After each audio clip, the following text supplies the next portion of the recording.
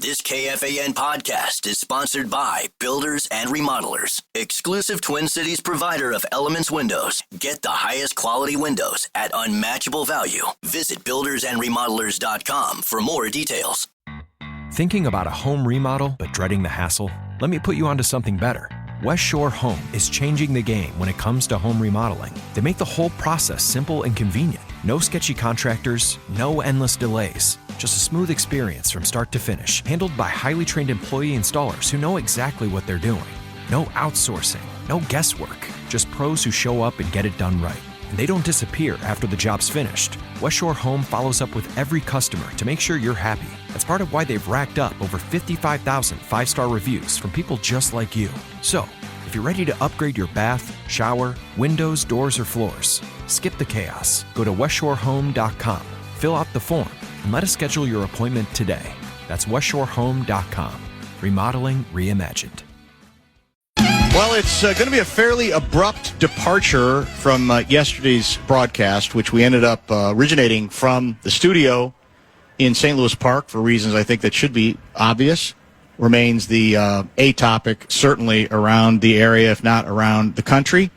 We are back at the fair for this edition of Bumper to Bumper, and it will be very toy department heavy today. And as I mentioned, there's no easy way to do it, but we just do it because we sort of have to plow on.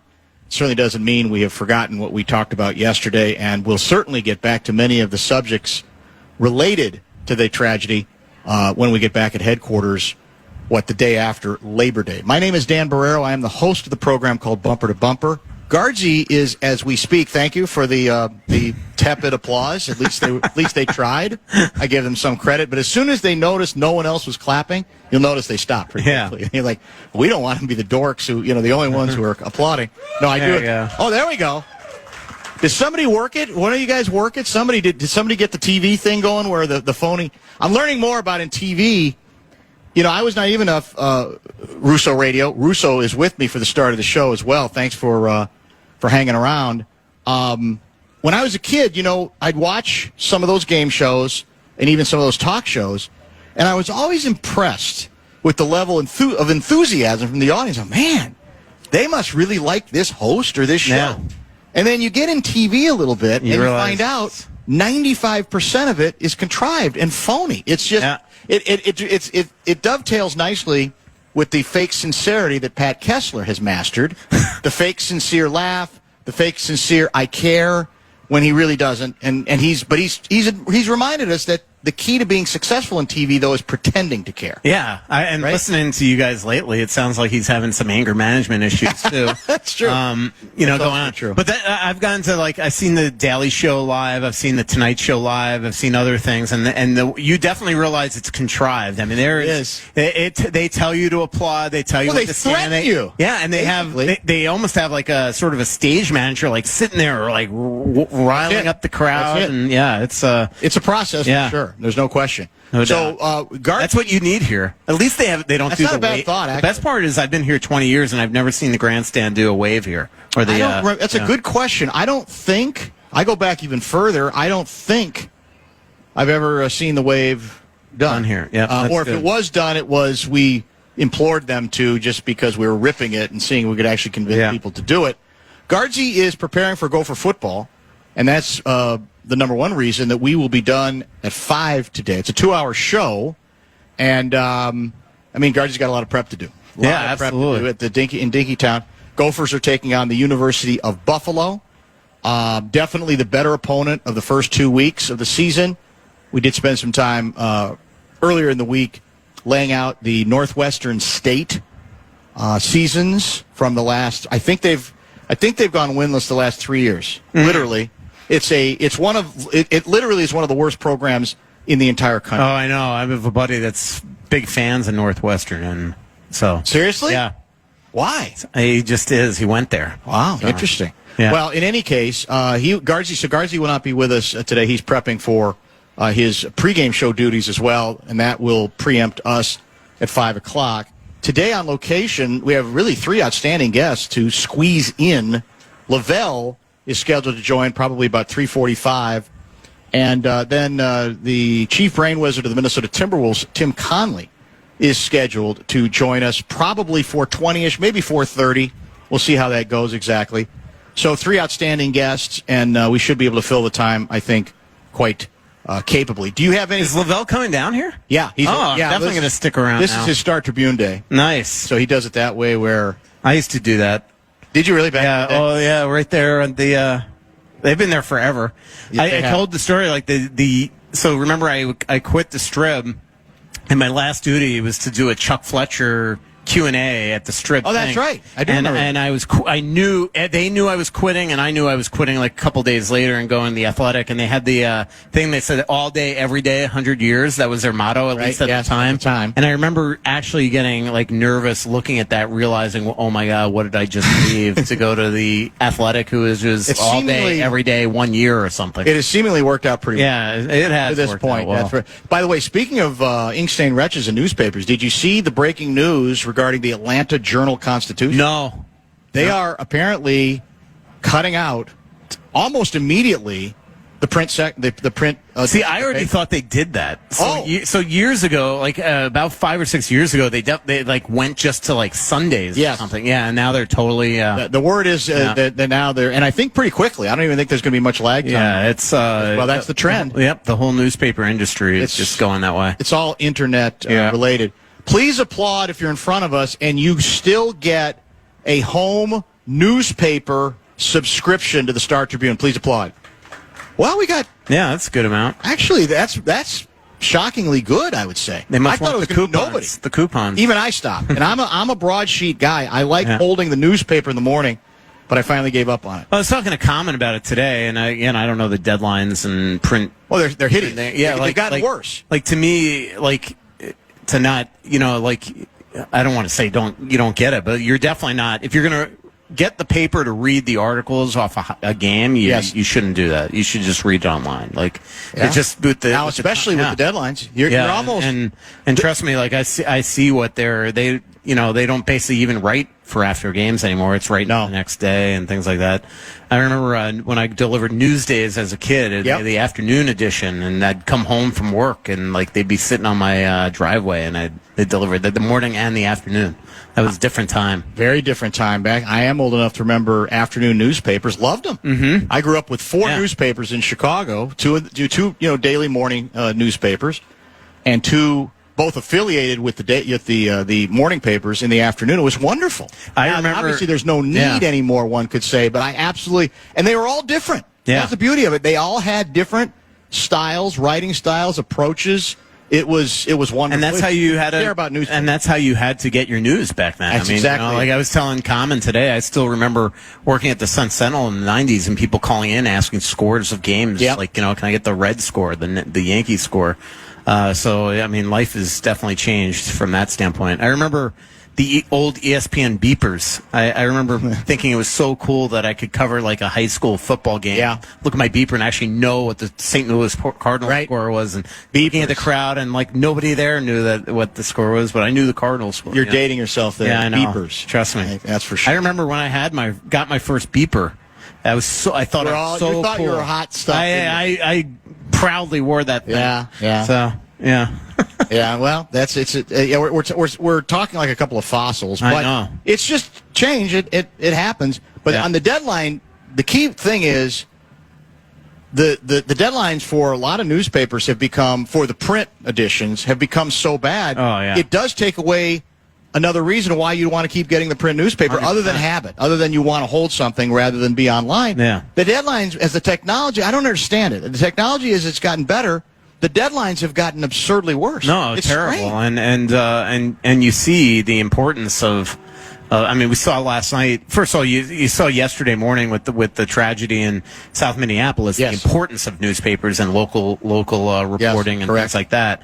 But yet, it just feels like it's harder and harder for anybody to get stuff in there. Essentially, 100% true. Like you need stuff to happen early in the day, like yesterday. Apparently so. It's crazy. All right, we're going to get to plenty of hockey and maybe a couple of other items as well. As I said, with Russo through much of the 3 o'clock hour of the show. I've already asked him.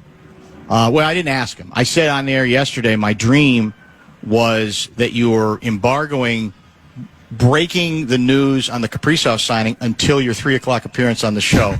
But I'm guessing that I'm going to be disappointed. Let's put it this way. If it's done, I definitely don't know it. And I was with Billy 2 days ago, and I don't get the impression it was close. So we got things can change. tomorrow. Yeah, things can change quickly. I mean, let's be honest. Like, this is not one that should take heavy lifting. The Wild have offered him an absolute fortune, Dan. Make him the highest paid player in the league, not just winger. More than $15 million is my guess, even closer to 16. Probably more than they should pay. Yeah, absolutely. And it's not done yet. Right? But the fact that the legwork's done, when he eventually says yes, it should be just putting, pen to paper, hopefully. All right, well, we'll talk in more depth about that. We'll get into, you had a nice primer, nice Q&A with the head coach that will cover a lot of ground that I think we can get back into today, a very fertile territory there. And who knows what else? Maybe get into some other issues regarding the Athletic and the New York Times. You're both, really, aren't you? Right? Yeah, I mean, it's the beauty. Technically, yeah. Technically. Well, I saw Gleeman was in the New York was Times. strutting that he had one of his stories. Who was it on? It was on Joe Ryan. Yeah, made the actual New York Times. Yeah. I mean, that's always kind of cool. Sure. When we suddenly find out that we had a story in there, because they really don't tell us; it just happens. And then, and I know you got to get a break, but one of the cool things I will say that I missed about working for the Strib is we all actually have ID cards to get in the New York Times. So whenever I'm in New York, which happens to be this next 3 days, it's not a security breach. There's something cool about just going up and, every newsroom smells the same and looks the same. Yeah. And this is the mothership of the world, That's it. It's just neat. Well, they have a great cafeteria, by the way, Dan. Do they really? God, yeah. Sometimes when I'm in New York, I literally go there just to eat lunch. Well, and they're one of the exceptions, one of the few national newspapers. Their numbers are through the roof. Oh, yeah. They just keep going up. Yep. All right, let's get our first pause in. We'll try to stay on schedule, get a lot of Minnesota Wild stuff going, maybe some college stuff, maybe some international stuff, some Olympic stuff. Who's to say? Russo with us now. As I mentioned, Lavelle late in the 3 o'clock hour. And then Tim Conley before we wrap things up at 5 o'clock, preparing for the crucial Golden Gophers season opener. Back in a minute. Join us out at the Minnesota State Fair through Labor Day for your favorite fan shows, chances to win great prizes, and to stock up on our new KFAN swag. You can come find us in Carousel Park at the KFAN booth, powered by Culligan. Stop by the Culligan Hydration Station at the Minnesota State Fair on the corner of Dan Patch and Cosgrove. You can fill up your water bottle free with cold Culligan water. Culligan, water you love.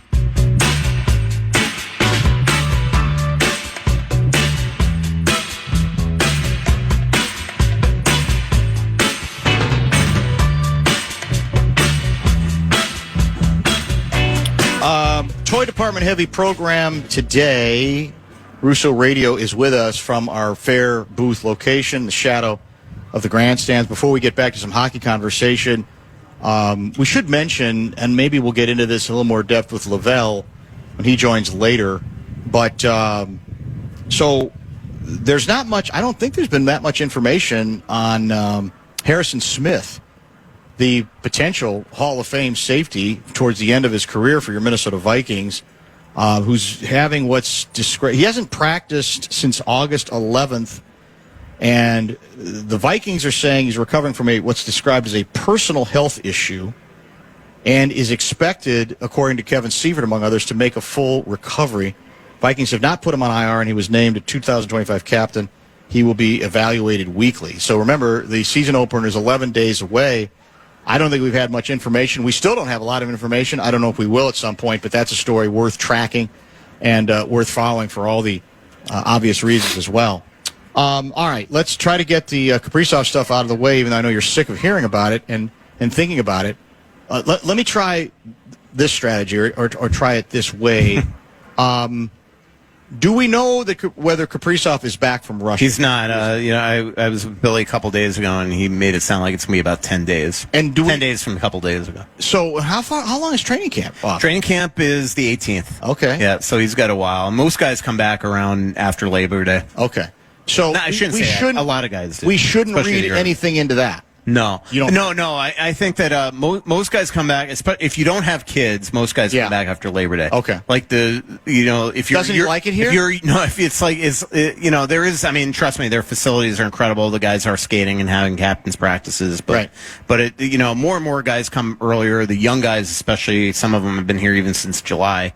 But like if you're a European that has kids like Zuccarello, he's been back for a while.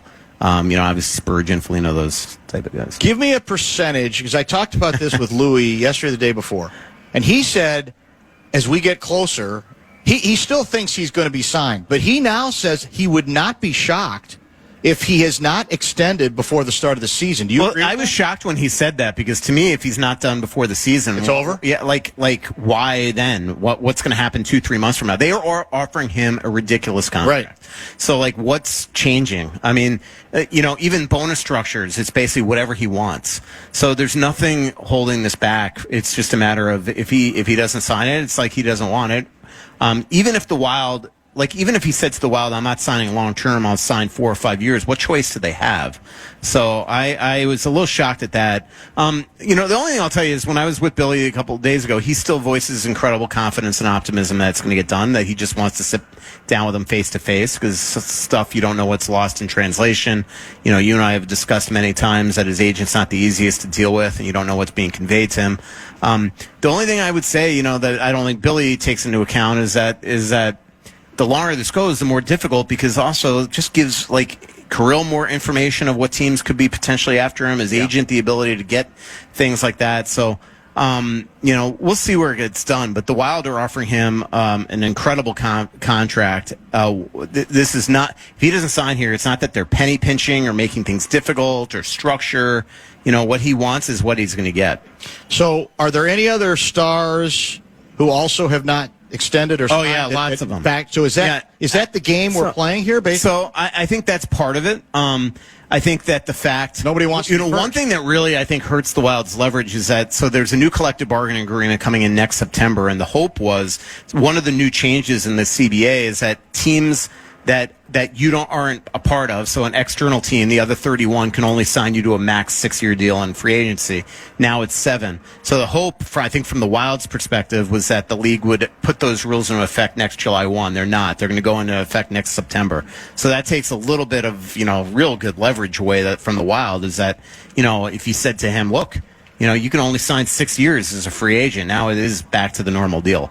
But you're right. I mean, Connor McDavid, Jack Eichel, Kyle Connor, or Temi Panarin, Alex Tuck, and many others. There's a lot of UFAs together.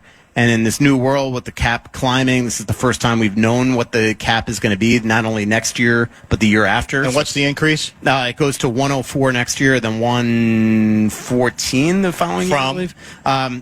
This year it's 95.5. Okay, so that's huge. Yeah, absolutely. Yeah. So this is kind of a new world. I think a lot of these, whether you want to say it's orchestrated collusion or not, I think they're all on the same page. I think they're all one's waiting for one and things like that. Right now, Draisaitl's the highest paid player in the NHL at $14 million.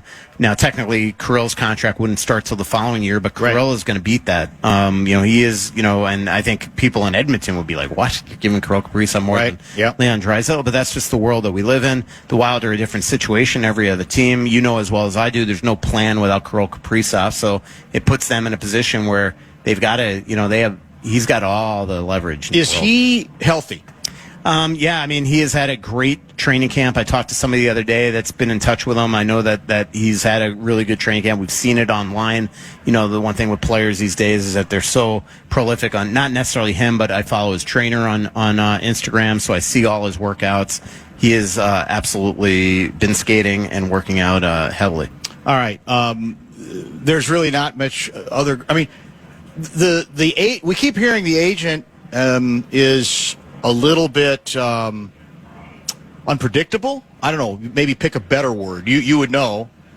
And so what exactly does that mean? Because, again, how much negotiation can really go on in this deal? So is there any chance that the agent is saying to Kirill, man, they're not going to win there, or you're going to waste some important years? That is my fear. Absolutely. His agent has long been perennially a guy that tries to get players on other teams. I've covered him since the 90s, this guy. And so, yeah, that's always, look, Curl's the boss. We see what happened. If Curl wants to get it done, it'll get done tomorrow. That's but why. Doesn't that tell you something already? Well, I think that's why Billy just wants to meet with him face to face. Okay, gotcha. Look him in the eye. Yeah, absolutely. Because I think there is that worry, like, it's you don't know what's being conveyed to him. But we'll see. I mean, again, I know that it sounds like we're sounding the alarms and all that stuff. No, but there's a lot of unsigned UFAs for next year. As I mentioned to you before, like Leon Draisaitl didn't sign until right around this time last year, about a week later. So in September, the Wild still think it's going to get done. And, again, I think that Billy will have a much better idea after he meets with Kirill. All right. You covered a lot of ground with Heinze. And I, as I was reading your piece, what occurred to me is that the Wild's best hope, beyond obviously the assumption that eventually Kaprizov is back, is projecting the best out of several players who may or may not have that in them, right? And that almost is what has to happen if there's going to be a significant jump for this team, right? There's a lot of faith going on. Yeah, there's a lot of faith that they're going to be healthy. Yeah. And there's a lot of faith that these guys are going to be, a big part of their upside this season is what can Zeboyan do? What can David Jiricek do? What Liam Ogren do? What can Danil Yurov do? What about Tarasenko? And so we will see. The big part of that story is John Hines went down to see Tarasenko a couple weeks ago, spent 5 hours at Tarasenko's house, had dinner with his family, and, had really good conversations with them. Yeah. Really believes that if he puts them in a position to succeed, maybe with a winger like Matt Boldy and a center like Marco Rossi, that now it's up to Vladimir to sort of become the player of old that we all know as people that have watched the Wild, is a lethal goal scorer. Well, are they now? You laid it out early. He's scored 30 or more 6 times, but he's averaging closer to 17 goals the last 3. So, do you believe there is another gear back in him, or do you think they're just hoping and they're really, if we're being honest, being pretty unrealistic? I don't want to say that, but I agree that they're hoping, because I covered him 2 years ago in the Stanley Cup, 4 rounds in the Stanley Cup playoffs for the Florida Panthers, and I was pretty unimpressed. He had one good series where he scored some significant goals, but he really was sort of kept off the score sheet the rest of the way. And he was playing with Anton Lundell and Eetu Luostarinen, who that line with Brad Marchand on their wing this year during this Cup run, they were incredibly prolific, and Brad Marchand was just lights out. So, what is the difference? I mean, one was Tarasenko on the wing, and the other was Marchand. So I want to see. I would agree that in Detroit, he probably wasn't utilized with the best type of players, and that team absolutely stinks for the most part. They've missed the playoffs 9 years in a row, even though they've got a lot of really good players on there. But he just wasn't given so I think we'll see in camp, and we'll see, again, if he can't produce with Rossi and Boldy, then, he is getting to that point in his career where he's probably not going to produce the way that he was back in the day. Rossi ends up signing, 3 years, 15? Mm-hmm. Which I think everybody thought that's where it was going to end up anyway. So, how does this work? Is it, I know there's no such thing as guaranteeing a player how far down you might be demoted again, I'm assuming, but I got to believe that there had to be serious conversations. Yeah. I think Rossi and his agent would be fools if they didn't, to say, look, if we're going to get this thing done, we got to understand some things. How did we get to that place last year? Yeah. And what are we going to do to avoid it? Do you know how I guess you could say bluntly and upfront those conversations? Yeah, I mean, I think that Billy probably would be able to answer that question really well. The one thing that did, that to your point, that surprised me a little bit is that John said that he did not talk to Rossi since the exit meeting, that he texted him after he signed, and Rossi called him in 2 minutes, and then they talked about his role. So, in other words, to your point, that means that it had to be Billy making the promises, and Billy's not the coach. Yeah. So I think a lot of it is assumption. But would Billy make the promise? He doesn't seem to love them. And it's also not in Billy's. Doesn't seem like Billy would promise players much anyway. I mean, that's not something that you want to do, because then you just come across as a liar if it doesn't come into fruition. Yep. So I think a lot of it was just assumptions. I think Marco wanted to make sure he wasn't late for camp. I think Marco looks at this lineup and knows that if you're getting paid $5 million a year with the personnel that they currently have, that you are going to play in a top 6 role most of the time. Now, what happens after the trade deadline if they add a top center? Right. What happens in the playoffs? Again, we'll see. Nobody can guarantee that down the stretch. But right now, with this lineup, unless Danilo Urov looks like a superstar right away, Marco is almost guaranteed to be a top 6 center. But, what could happen in a year if all of a sudden Billy can get that prize center that he's been long trying to get?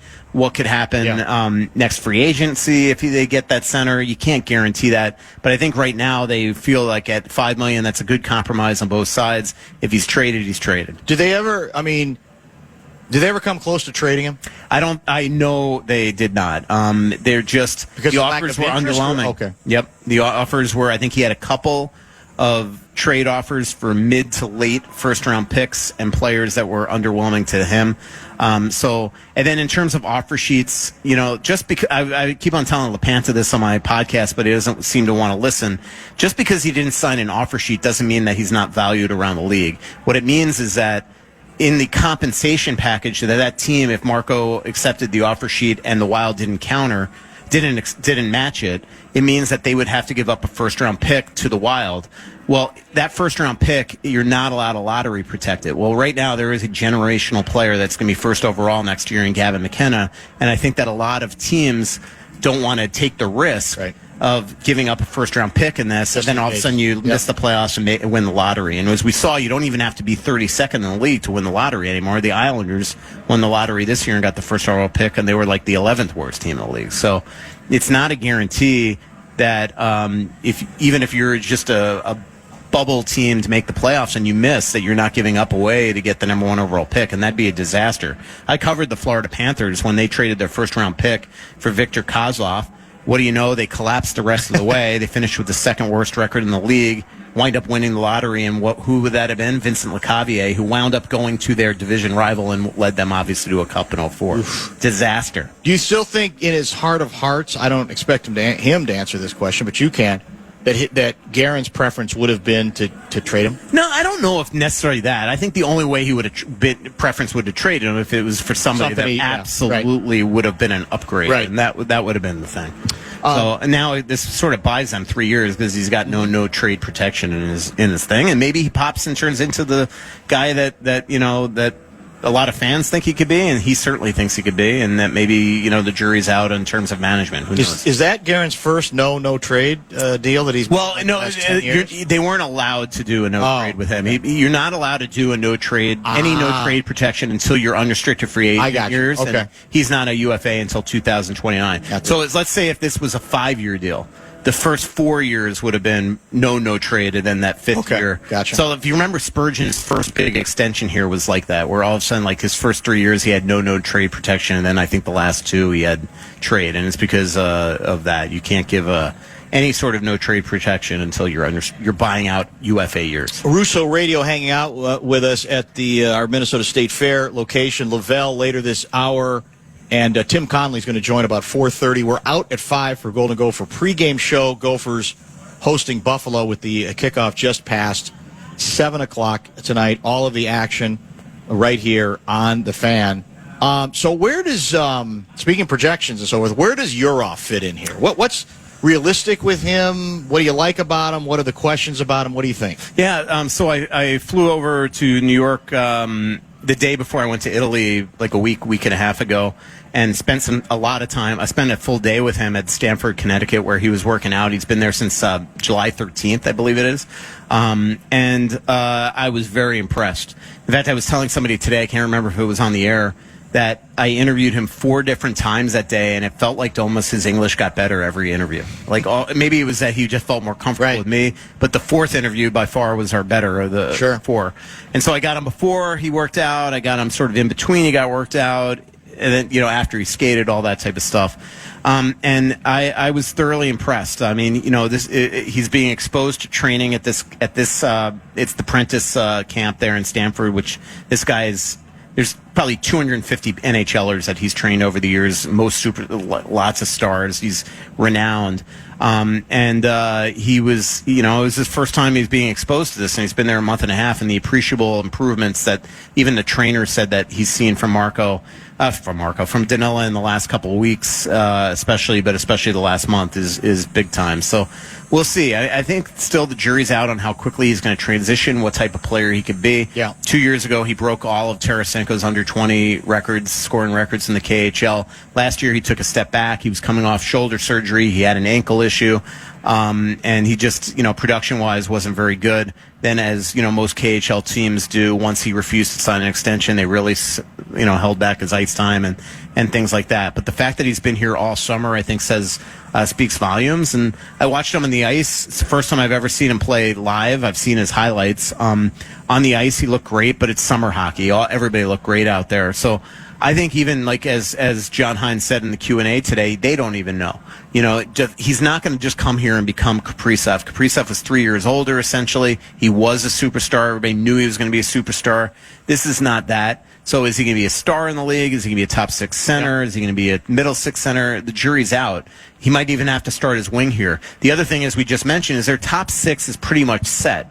It's going to be a mix of Kaprizov, Ek, and Zuccarello, Boldy, Tarasenko, and Rossi. Well, so right now, Yurov would really have to outplay somebody to get into the top six right off the hop.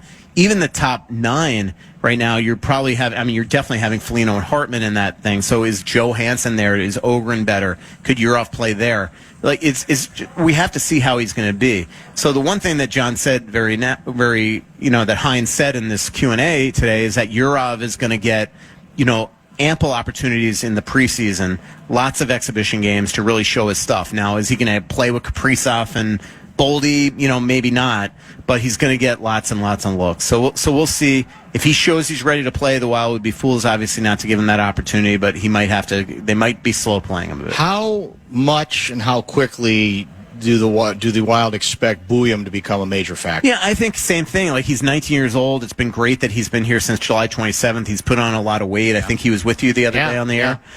So that's good. He did not look slight. No, and he did before the summer. And so I remember talking to him in the locker room in Vegas when he had his shirt off, and I couldn't believe that he was going to play that night. He just, he had no muscle to him. Right. I've talked to John Blum, a former Wild defenseman who works out with him in Southern California, and he says he's an absolute madman in the gym right now. So that's good. I think he's going to be on their number one power play, so he's going to have the opportunity to accumulate points this year. Even strength-wise, it's going to look.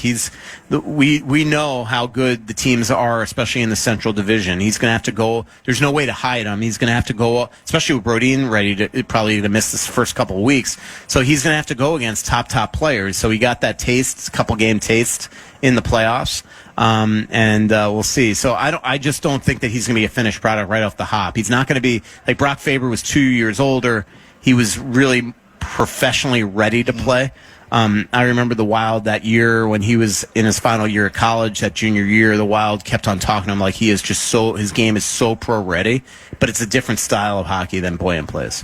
Update us on our goaltending. Including the depth. Yeah, I sat down with Gustafsson the other day in Milan, and he is really ready to play. Feels like he's had a good summer. Knows that he's got to be sort of a mentor to Wallstedt, yet he joked you don't want to give him too much information because this is his chief competition. But the common denominator for everybody is they all want to win. So, and they're all going to need to play games. The Wild have some of the most back-to-backs in the league this year. So if Wallstedt's going to have to play, he's going to have to win games. John didn't. So we haven't given up on him yet. No. He is going to be the backup, so they are going to need him to win. John Hines made it extremely clear to me that he's going to have to win games, but they don't have really a set, here's the breakdown. Like last year, they almost had written out when Fleury was going to play and when Gustafsson was going to play right at the beginning of the year. I don't think they're at that point yet. So what's Flower going to do this year? Flower is going to probably play practical joke after practical joke because, as Gus even joked, he has a lot of time on his hands.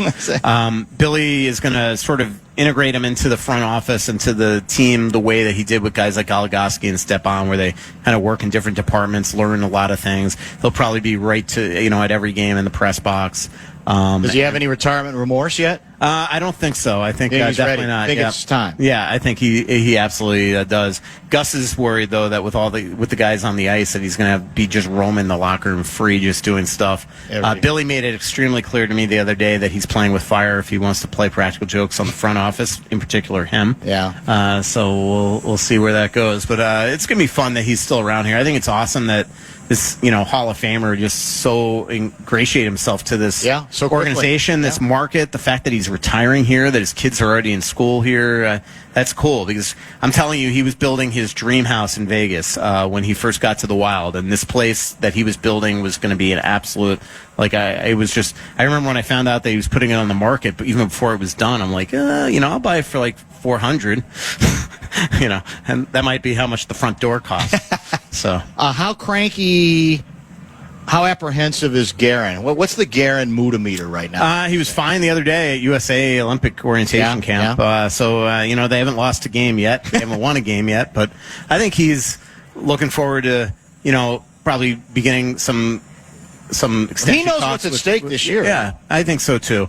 But, I will say I haven't point blank asked him, do you feel like you're on the clock? Is the pressure on? If all of a sudden Kirill says no, that type of stuff. But I'm telling you, they've offered him a lot of money, and he continues to be optimistic that he's going to be able to get Kirill done. And I do think that he's going to at some point here start to engage the Gustafsson camp about a potential extension too, which is tricky too because the going rate for a number one goalie right now is in the $6 million range at a minimum. Yeah. But what if Wallstedt does become the true what they thought goalie of the future this year, and now you almost preemptively signed Gus, and but they're in a sort of a pickle because if you wait, the price is only going up, and Gus might be like, you know what, there's a lot of teams that need a number one, I'm just going to wait. Right. But then what if Wallstedt is so good that you're like, oh my God, I can't believe we just signed Gus. So it can be done if he's willing. You look at what Washington just did. They signed both their number ones, essentially. They're 1 and 1A in Charlie Lindgren and Logan Thompson. They were able to figure it out. But the problem is that Gus is probably commanding more than both of those guys on a single contract. All right, let's do this. Let's pause here. We expect Lavelle to stop by soon. We'll continue. We'll get a little more Russo radio. And then, as I said, Tim Conley is scheduled to join us. Probably, he said he could come as early as 4, but I said, well, we got too many people booked. So we'll get to him probably about 4:30. Still have close to a half-hour chunk with him. First chance we've had to catch up with Conley since the playoffs ended and the Wolves offseason progressed the way that it did. So there's a lot of good stuff to get into on the basketball side as well as hockey. More with Russo in just a minute here on The Fan. We're broadcasting live from the 2025 Minnesota State Fair in Carousel Park, presented by Mesh Basher and Spence. You can come snag your favorite KFAN gear, including all new branded Bills hats. We're open 8:30 to 8:30 every day through Labor Day. Get all the details now, kfan.com/fair.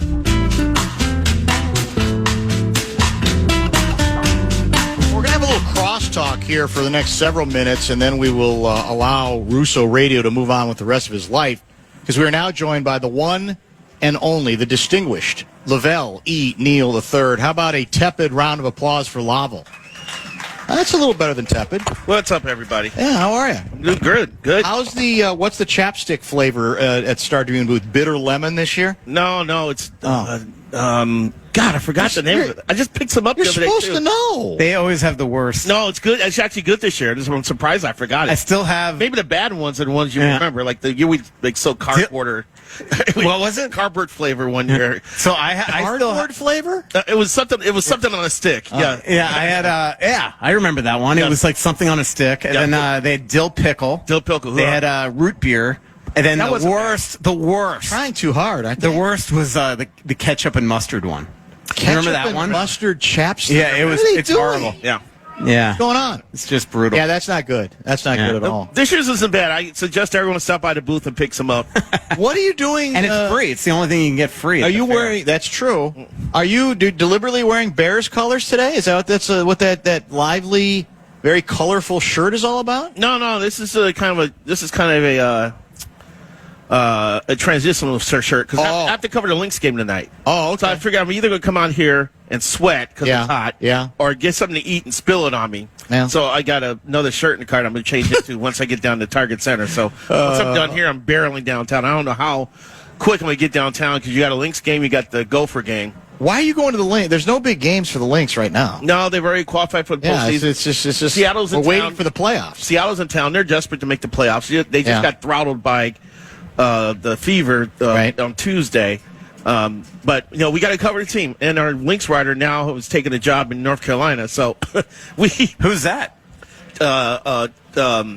Shelby Swanson. Oh wow, she was right this summer, and she was covering the Lynx for us. End of an era. And Kent's retired. So Kent retired. So we're in between beat writers. Would you consider doing a little beat work in addition to the column? Well, we're doing this right now. Me and Suhan and Royce are going to fill in doing Lynx games until maybe that way. We hire a replacement. So was there ever, when you guys worked together at the Star Tribune, were you writing columns then at all? Mm-hmm. You weren't. No, baseball columns. Baseball columns, yeah. Because I'm assuming that if there were any hockey columns, all of them would have been pre-approved by Russo, that you would never have just done a hockey column on your own without Russo signing off on it. Probably. Yeah, no, it was pretty much Suhan and Royce. Yeah. Do the columns. Right. Okay. Back in the day. Well, hey, but it was the same with them, wasn't it? Didn't they run everything by you? That is probably I would have. If I were working with you, I'd do the same thing. That is probably accurate. Yeah. After dealing with I did what most beat writers do. Whenever a player got mad at like something Suhan wrote, I'm like, I don't know what he was thinking. Threw all them under the bus. Lavelle did that a lot too. You used to throw the columnists under the bus. No, I wouldn't do that.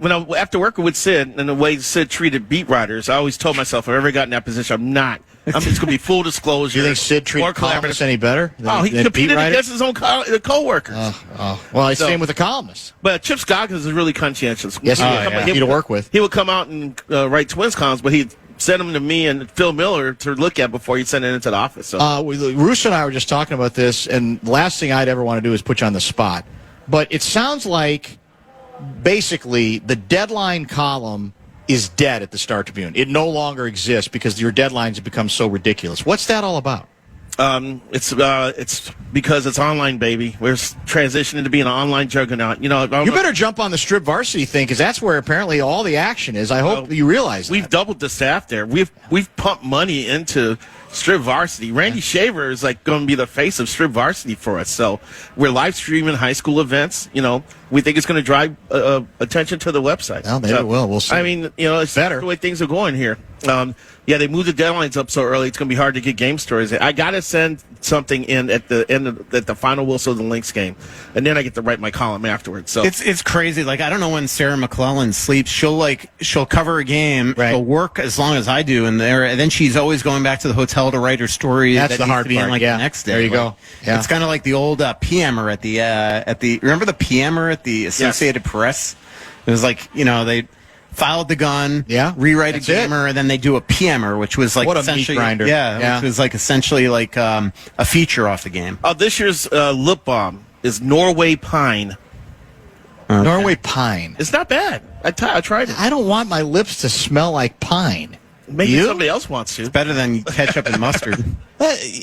Well, that's probably true. Ketchup mustard's not a good thing. Yeah. No. I think the something on a stick year was like something like maple. It was something sweet. It was actually good.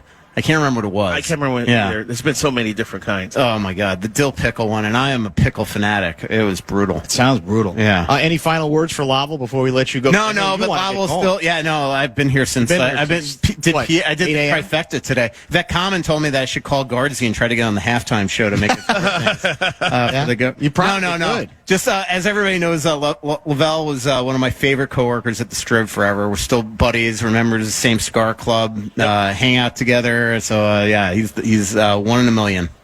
So we won the Minnesota Sports Writer of the Year award. Co-winners. Yeah, that's true. Is that right? 1 year. Yeah. That was sweet. Russo, thanks for coming to see us. Thanks. Appreciate it. We'll talk again soon. Now we'll start ratcheting the coverage up, and we'll have Russo, of course, weekly as we get closer to training camp and the start of the season. Lavelle joins us now. Tim Conley is going to stop by. He is? He said he's available as early as 4, but I said, well, that's unfair to Lavelle. Although, to be honest, we could just put him on. We could both chat with him as well. So that'll help my transition. Close circuit to Conley. Yeah, you can come anytime, and we'll include you in the mix. We should, though, I guess. He's a heck of a guy, by the way. I've had a couple conversations. Tim Conley, yes, he is. He's a very good guy to deal with, for sure. Hard to get sometimes on the air, but that it comes and goes. But I appreciate the effort he's making today, for sure.